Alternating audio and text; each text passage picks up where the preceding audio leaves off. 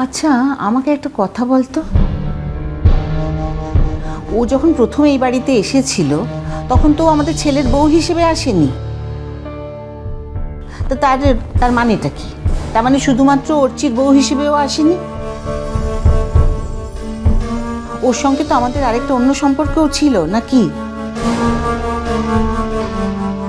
তা অর্চির উপরে যখন ওর এতই রাগ হলো, তখন নয় অর্চির সাথে কথা না বলতো, অর্চির ঘরে না যেত, তুই আমাদের সঙ্গে এই বাড়িতে থেকে যেতিস।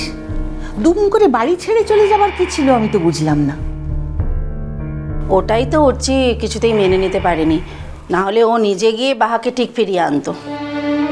ও চলে যাওয়ার সময় ভাইয়া কতবার করে বারণ করেছিল তোমাদের মনে পড়ছে কারোর?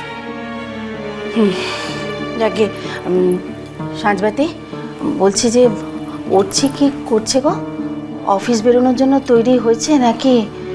বাবা যা মুখ করে থাকে না আজকাল, আমার কথা বলতেই ভয় করে।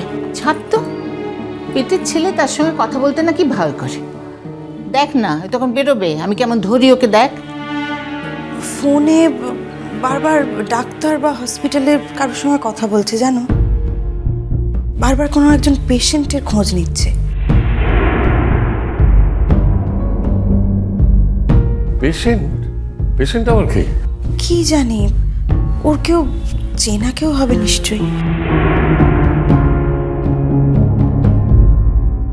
এদিকে অঞ্জনবাবু তো কাল ফোন করেছিলেন।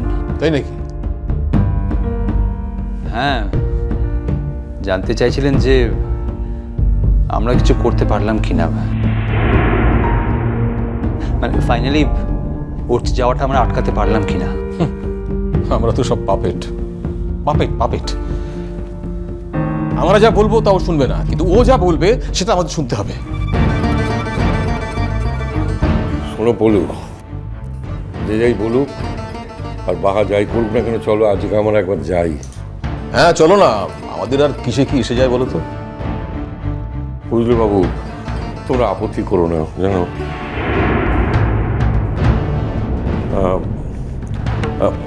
একবার যাই না, গিয়ে অন্তত চেষ্টাটা করি, তাতে তো নিজেদের মনটাকে বোঝাতে পারবো যে আমরা চেষ্টার কোনো ত্রুটি রাখিনি। ঠিক আছে, কি আর বলবো, বলছো যখন যাও, দেখো চেষ্টা করে যদি কিছু হয়। আমি শিওর বাহা আসবে না। দেখো, এলে তো সেদিনই আসতে পারতো। তবু যখন তোমরা যেতে চাইছো যাও। দাদাভাইয়ের যা মুড দেখছি এখন বাহা ফিরে এলেও দাদাভাই ওকে অ্যাকসেপ্ট করবে না। হ্যাঁ, কথাটা রূপু একদম ঠিক বলেছে। সব কিছুরই তো সময় অসময় থাকে, সময় পার হয়ে গেলে না অনেক কিছুই হাতের বাইরে চলে যায়। মেজো, আমার কিন্তু মনে হয় এখনো সময় আছে জানিস। এখনো যদিও এসেও হাতে পায়ে পড়ে, সব ঠিক হয়ে যাবে দেখিস।